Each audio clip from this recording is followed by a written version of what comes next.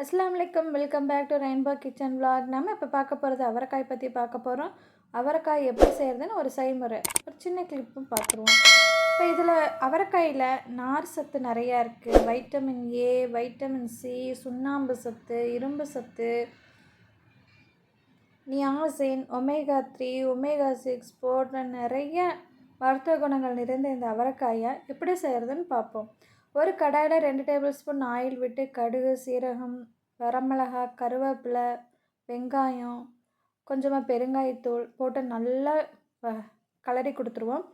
நல்லா கலர்னதுக்கப்புறம் நம்ம கட் பண்ணி வச்சுருக்க அவரைக்காயும் இது கூட சேர்ந்து அந்த எண்ணெயிலே ஒரு கலர்னதுக்கப்புறம் சிறுபருப்பு போட்டு செஞ்சால் செம்ம டேஸ்ட்டாக இருக்கும். இது சாதத்துலேயே பிசைஞ்சு சாப்பிட்லாம். நான் 2 டேபிள் ஸ்பூன் சிறுபருப்பு நல்லா வாஷ் பண்ணி, அதாவது பாசிப்பருப்பு நல்லா வாஷ் பண்ணி சேர்ந்துட்டு கொஞ்சமாக உப்பு, கொஞ்சமாக 1/2 டீஸ்பூன் மஞ்சள்தூள் சேர்த்துருக்கேன். இதை போட்டு நல்லா கலரி கொடுத்துடலாம். இது வேகிறதுக்கு சீக்கிரம் வெந்துடும். 1 கிளாஸ் வாட்டர் ஊற்றினா போதும்.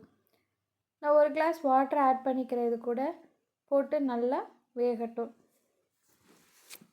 நம்ம ரெகுலராக இந்த அவரைக்காயை சாப்பிட்டு வர்றப்ப நமக்கு உடம்புல இருக்கிற பெத்தம் கொஞ்சம் கொஞ்சமாக குறையுது. மங்கலான பார்வை குணமாகும். பல்லு மற்றும் எலும்புக்கு நல்ல பலம் பெறும். இரத்த அழுத்தத்தை குறைக்கும். டைஜஸ்ட் சீக்கிரம் ஆகிடும். இதில் நார் சத்து இருக்கிறதுனால டைஜஸ்டிவ் ப்ராப்ளம் உள்ளவங்க ரெகுலராக எடுத்துகிட்டு வந்தால் க்யூர் ஆயிரும். செரிமான கோளாறுகளும் சீக்கிரமாக சரியாயிடும்.